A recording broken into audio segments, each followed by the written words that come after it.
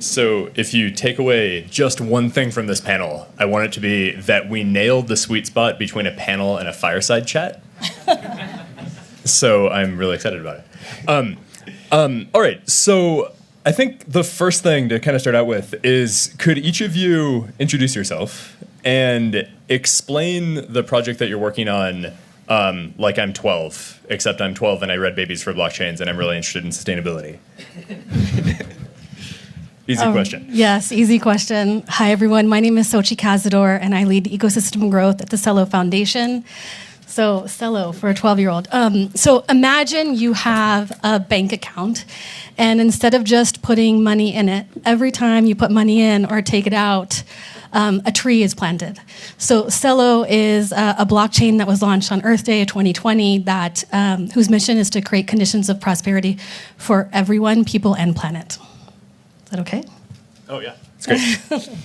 That was fantastic. 12-year-old, very complex 12-year-old.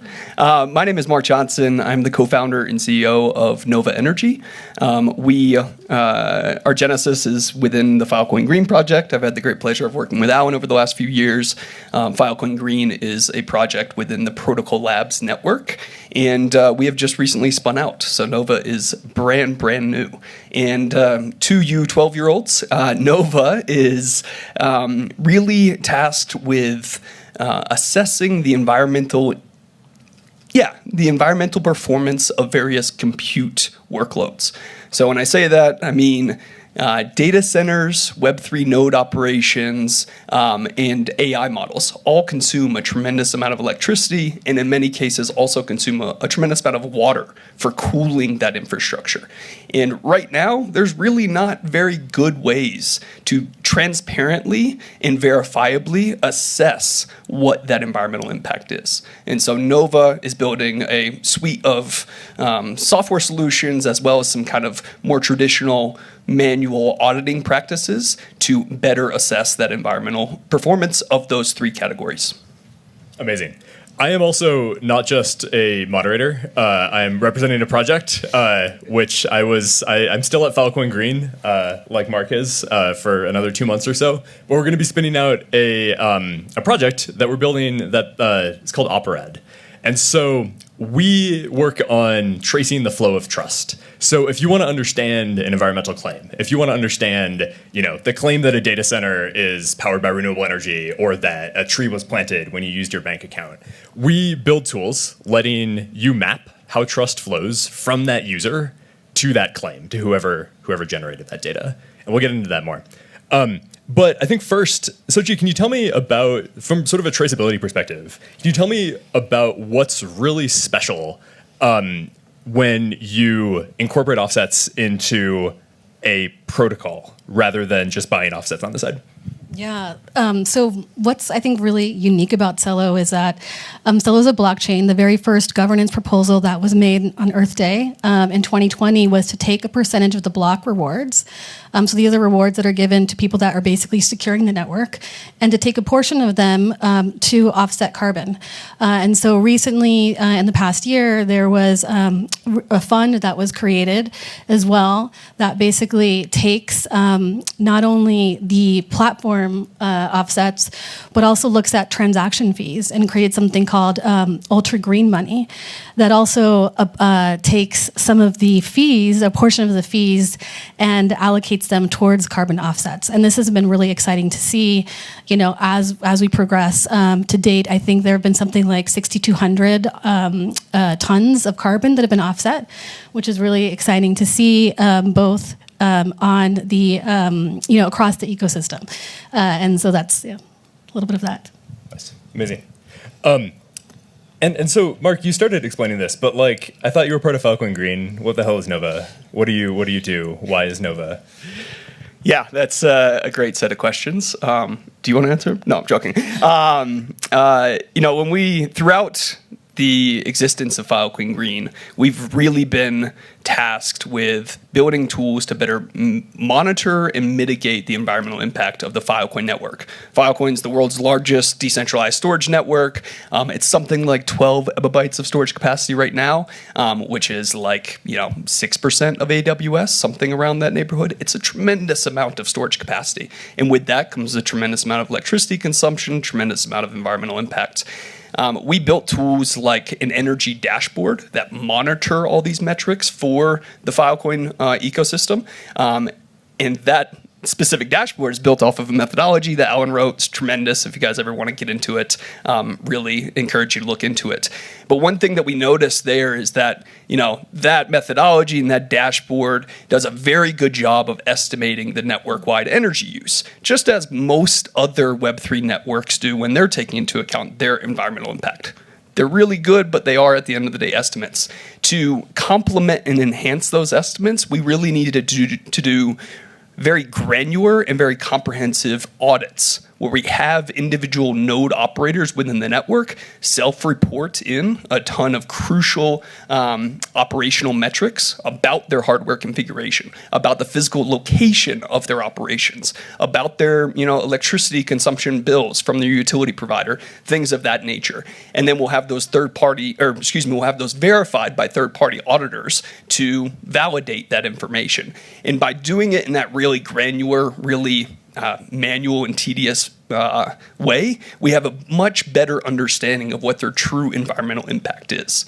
And here again, we've been working within the Filecoin ecosystem. We have validated this solution, iterated on this solution for the past 2.5 years. It has proven to be incredibly valuable to a number of the Filecoin storage providers.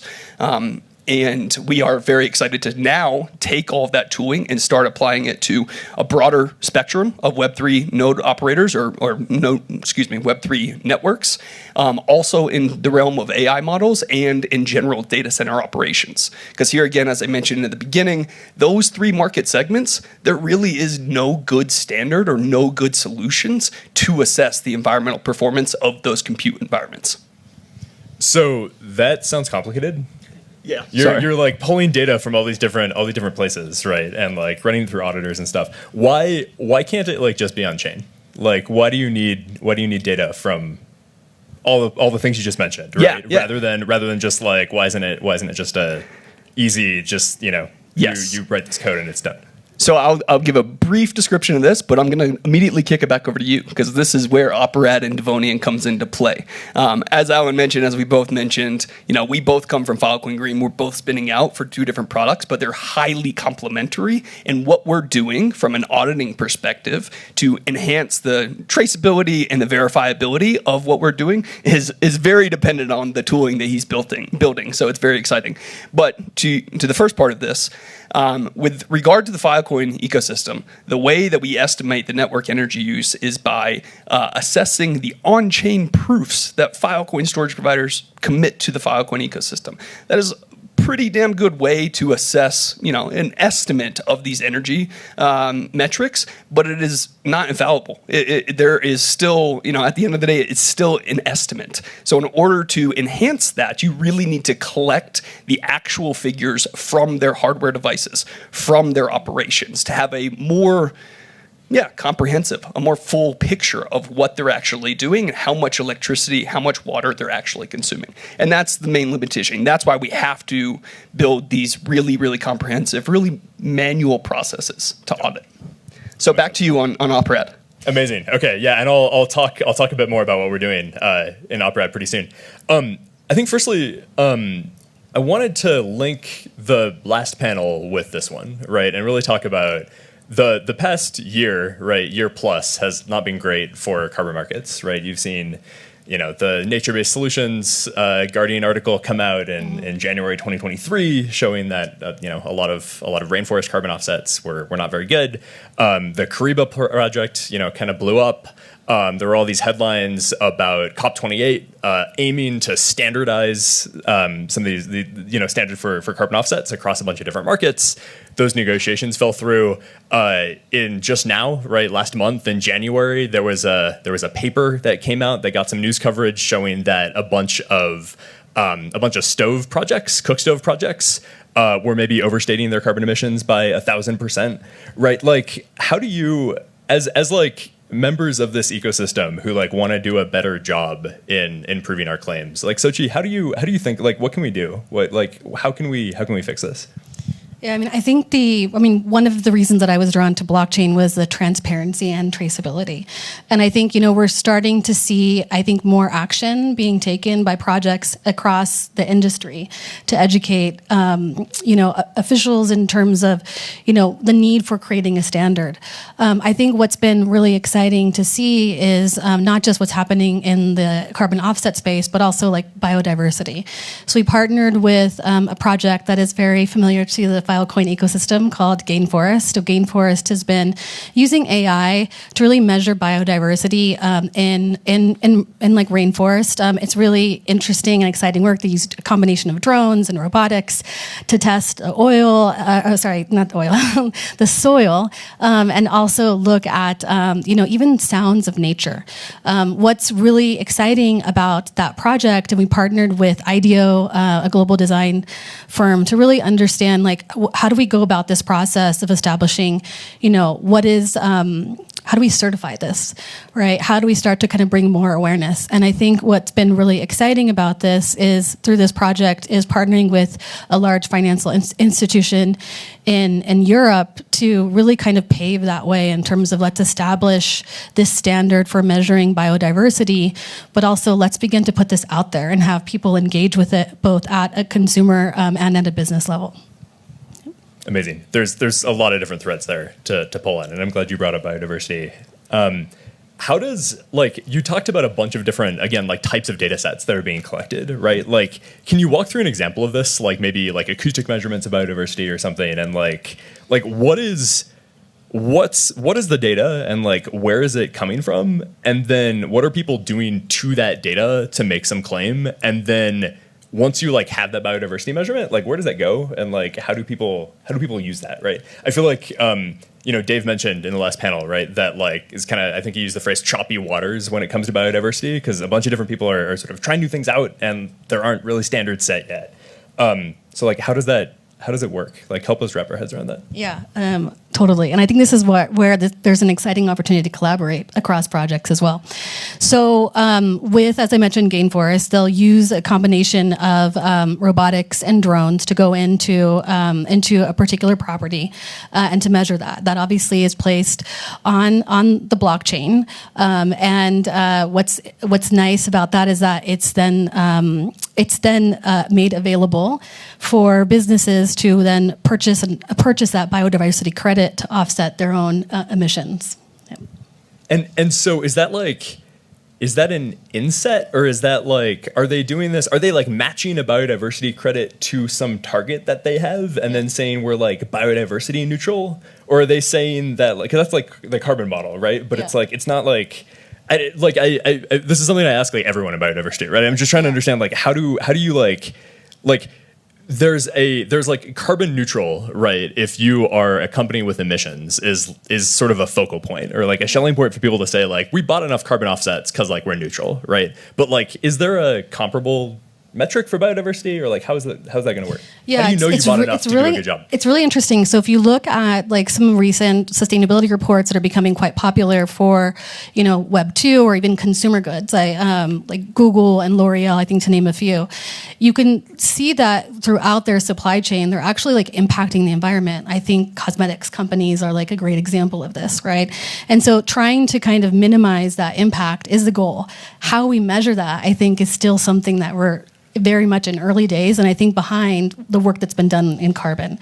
And I think this is like work that I'd love to like learn from all of you and the audience. I think there's a lot of work to be done. Celo focused on creating something called Climate Collective, which is a group of projects across blockchain and other emerging technologies like AI who are interested in using the power of this technology to make and drive a change.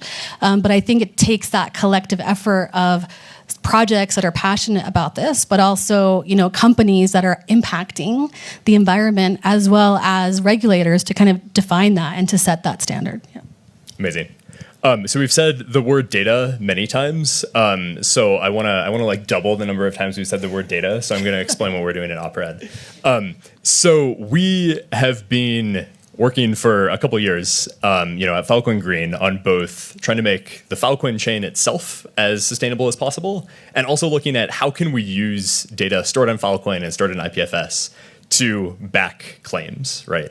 And so we've been thinking a lot about like, okay, it's not enough just to have the data, but like you want that data to be certified by someone, but like really like fundamentally, like how do you know whether you trust that someone, right? And so we started reading papers in sociology about like how trust flows through societies, right? And what we found is that there's this concept of an issue public. And so that's just a group of people in society who are interested in and have expertise in some area, right? And like the way that trust flows through society, according to like some of these models, right, is you have these communities that could be like very specifically well-defined, like an academic department, that could be really broadly defined, but it's a group of people who deliberate about something and then they tell other people about it, right? And so like the result of that is you have these information signals from people who have like thought more about this topic than you have, right? I don't have time to verify every single claim in every field, right? Like you probably don't either. So I find people who like I think are doing a pretty good job in that area, and I listen to them, right? And so we built something that is actually up now. This app is like 95% done. There's like some formatting because I only have so many hours a day to write CSS. But you can go to liquicert.io, and if you want to right now, you can thank you. You can actually make a community, right? So you can say if you have if you're opening it on Brave, you have a Brave wallet and some Sepolia ETH. You can make a community and you can say this is my community that is dedicated to this area, right? And you can then say again, like on the smart contract, you can say we delegate trust in some area. There's going to be more tools for defining scope coming up, but we delegate trust to this other community because they've done a really good job figuring out this particular area, right? So you could say like, we are going to delegate trust to the Open Forest Protocol, right? Because they've done an amazing job, or Jasmine Energy, or Nova, or the auditors that Nova employs, or someone who's done a really good job in some area to validate that type of data. Then you can take data, you can attest to it, and you can search for a trust path, right? So LiquidCert, this is like certifications that flow through communities, right? So you can take these records on chain of communities and who they delegate trust to. And then you can say, I have this carbon offset data, or I have this acoustic, measurement data that I'm using to assess biodiversity. Is there a path from my community through these other communities to that attestation? And then it gives you not just a signal of like, do I trust this or not? Because a binary signal is not actually that useful or interesting, but it actually says like, here's a path that you can read and say, you trust this because you trust this community, who trusts this community, who trusts this community, who like signed this thing. Or you can mark something as misinformation. You can say, we actually think that this contributor is like specifically misinforming people in this area, and then maybe you get a trust path saying you probably shouldn't trust this because like you trust this group that labeled this as misinformation, so like it's probably pretty dicey. So that's what we're building, and we want to work with people to integrate this type of auditing and verification into sort of as many different tools as possible to give people a better view on not just like what should you trust, but actually like why do you trust it, and be able to take that context with you when you're making a claim. Let's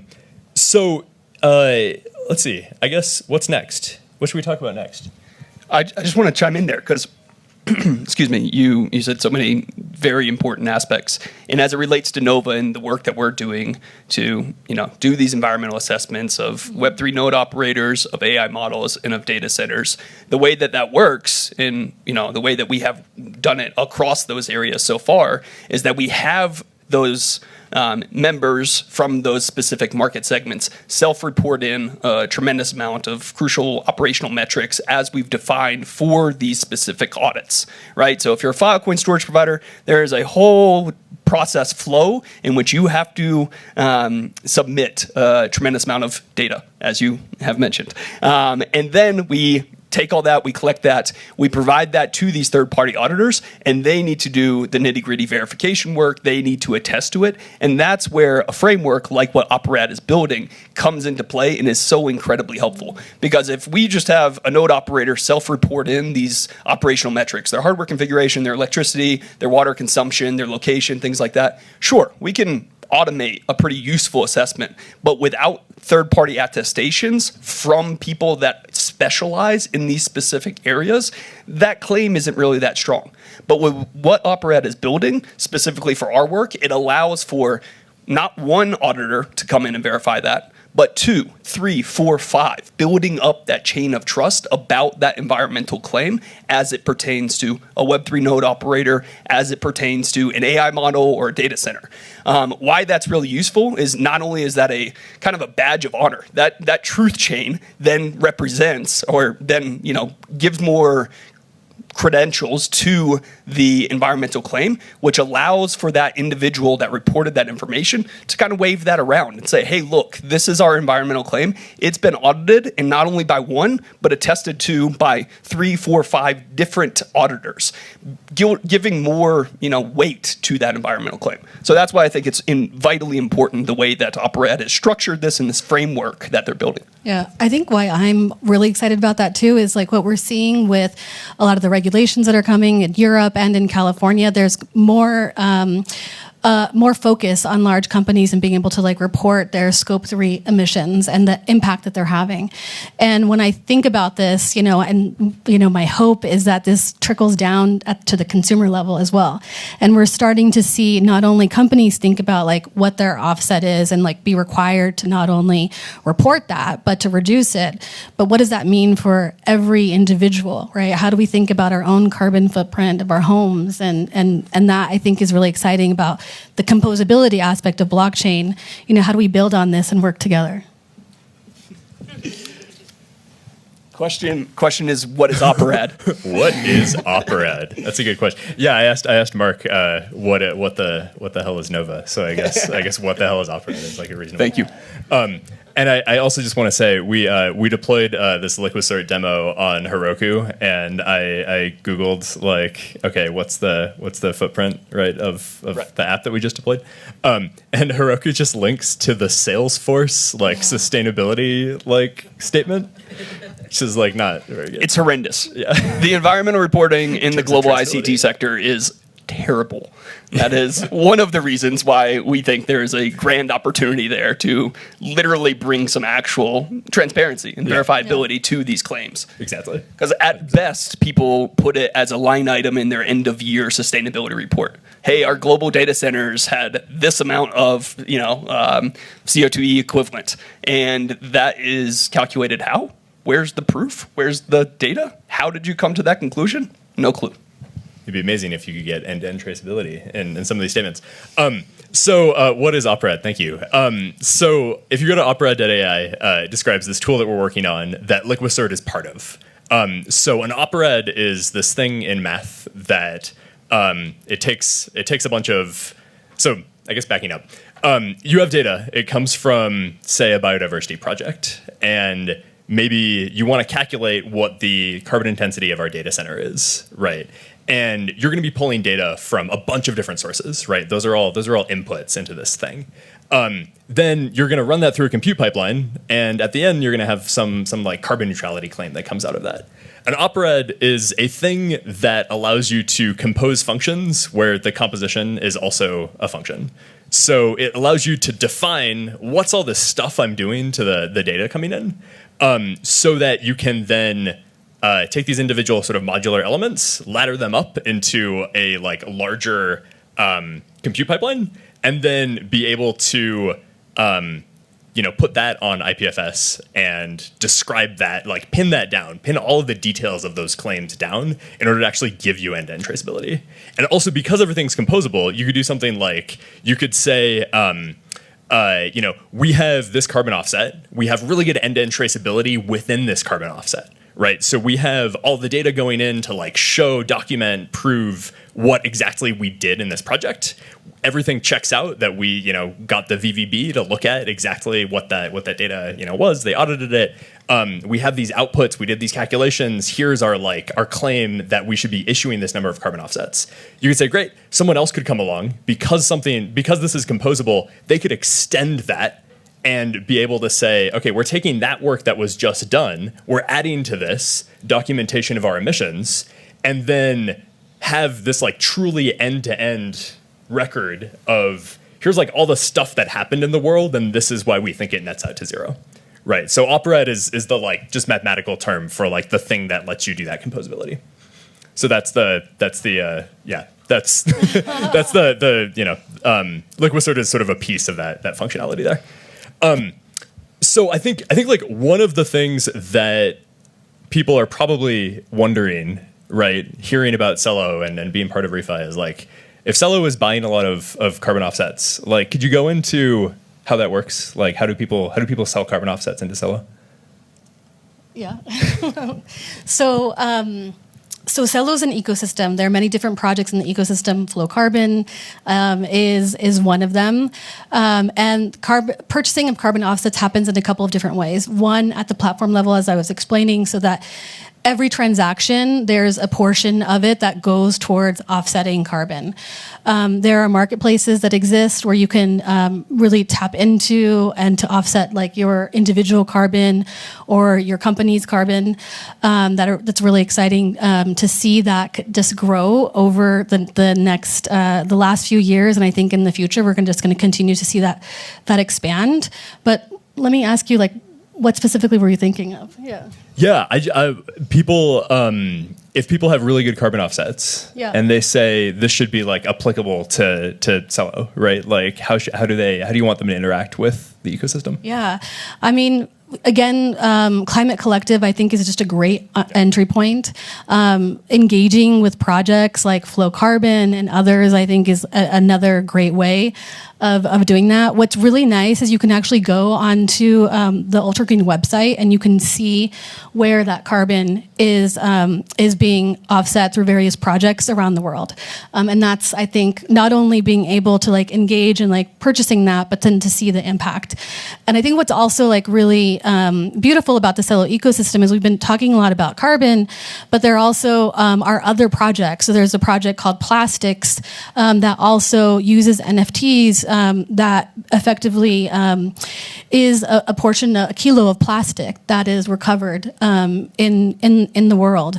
And that's been really beautiful to see because you can see not only this NFT that you're purchasing, but you can trace that back to a plastic project in an emerging market and the impact that that's had. It's amazing. Yeah. Being able to put things on a map, right, and be able to say, like, here's the stuff you're doing in cyberspace, and this is like the effect that it's having. I think it's so important for traceability, and I think there are a lot of projects in the room that are working on that. Regen Network, obviously, is one of them as well, and I think it's great to have that ability to see, and I think that's the power of blockchain is that you can see that impact versus like trusting just a third party. 100%. Marc, you've done a lot of work on looking at the environmental impacts of blockchains. Tell me about Nova and AI.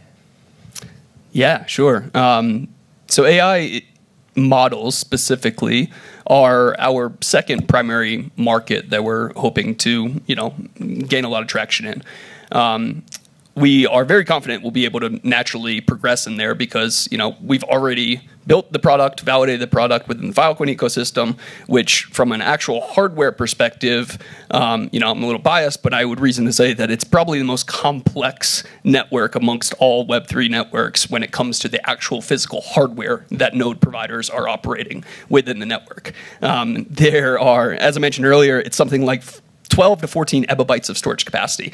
That is made up, that storage capacity is contributed to the network by about 3,000 independent node operators. Those node operators are all over the world. What we call them storage providers in the Filecoin ecosystem. They're all over the world. Alan, you can hold me honest to this. I think it's something like 74 countries all over the world. And the scale of these node operators or storage providers, there's a tremendous amount of variance. Some are quite small, literally, half of a rack stack of hardware devices in their spare bedroom or their basement, and then others are the size of, like hyperscale data centers, contributing an exabyte or so of storage capacity to the network. So the variance of the hardware configurations, the variance of the electricity consumption, it's all quite, significant within the Filecoin ecosystem.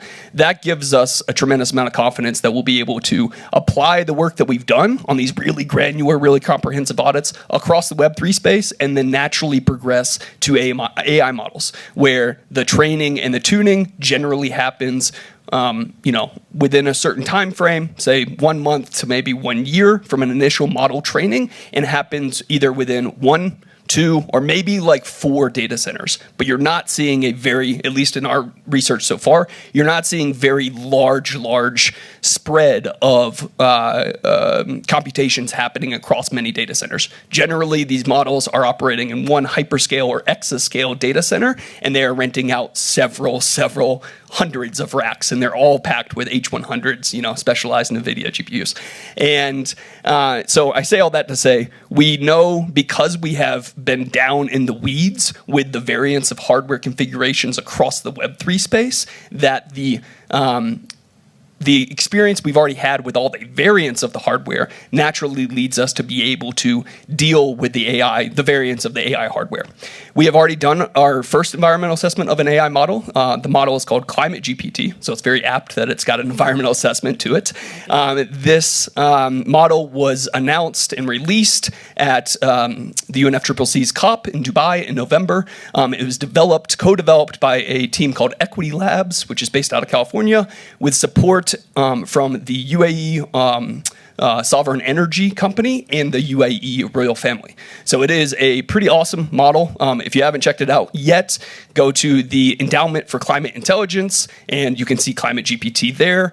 It is great if you are, say, someone interested in better understanding the science behind climate impacts, or an academic researcher. That is a great model to go tap. It is primarily trained on the what is the Llama 2 70 billion parameter model. So it's not a small model, and we've done the environmental assessment of that already. It performed well because a number of its data centers that it trained at and tuned on were already connected directly to renewable energy. But we know that that's an outlier, right? It's a climate model, and they were very specific about the data centers that they used, making sure that they were already connected to renewable energy. We're very confident that a number of the other models, like the ones that we all use now, whether it's Perplexity, whether it's ChatGPT, were probably not trained in data centers that were run on by a tremendous amount of renewable energy.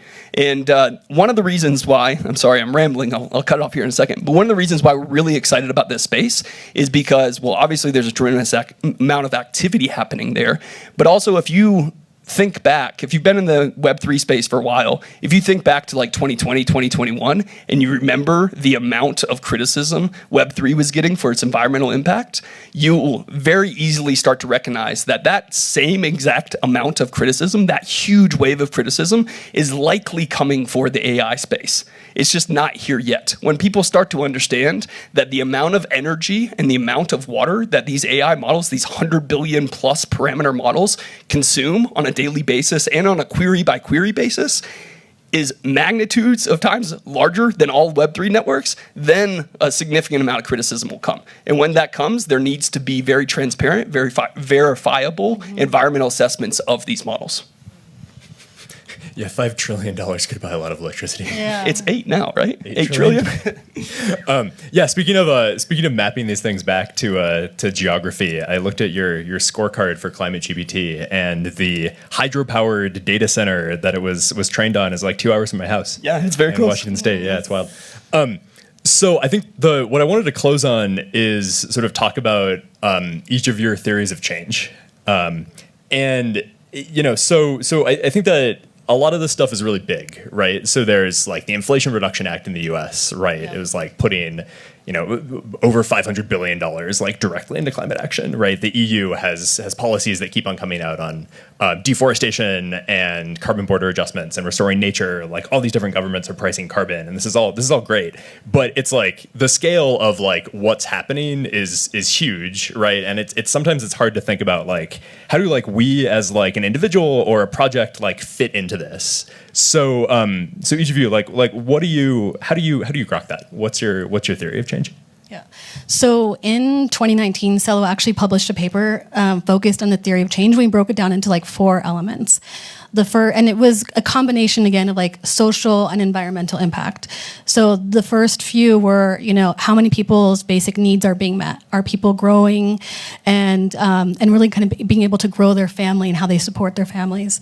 Are communities helping each other grow? I think and then the last one was really focused on the environment. I think in order for us to have like the mass change that we're talking about, we need to have large corporations that are engaged in this action with us, and we're seeing that again with like the regulatory landscape. And I love what you said about AI. I thought that was like just so mind-blowing in a lot of different ways. But when we think about what's next, I think how do we work with these large enterprises, because they're all adopting AI as well, right? So we started to work with Time magazine, I'm sure many of you are familiar with it, to really think about how we could create a planet forward and planet positive action. And what was really cool is that it was this project called Gen Zero. You can go to that website, and it was really about engaging their readers in this. And so they leveraged the power of blockchain technology so that their readers could read an article on climate, click on that, go to an action, and think about their own change. And so this really, I think, was this, again, amazing approach for this magazine. How did they begin to think about, their own offsets? And Time, I think in particular, Time CO2 and the work that Marc Benioff has done like in this space, I think has been really leading a lot of the discussion. But then how do you engage like your readers and your consumers in that action as well? And so I think that enterprise space is like going to be a big focus for us as well. Marc, like 30 seconds. Yes, 30 seconds. Our theory to change is primarily just related to the way that we are approaching different market segments. I've said this a number of times. Web3 node operators, AI models, and data centers. And each one of those is significantly larger than the previous one. We are very excited and very excited about continuing our work in the Web3 space, continuing to service the Filecoin ecosystem, continuing to expand our coverage across Web3 networks. We're very confident that we're going to kill it in that space because we know these operations very, very well. Me and my co-founder, we live and die by understanding the hardware requirements and how these actual networks work.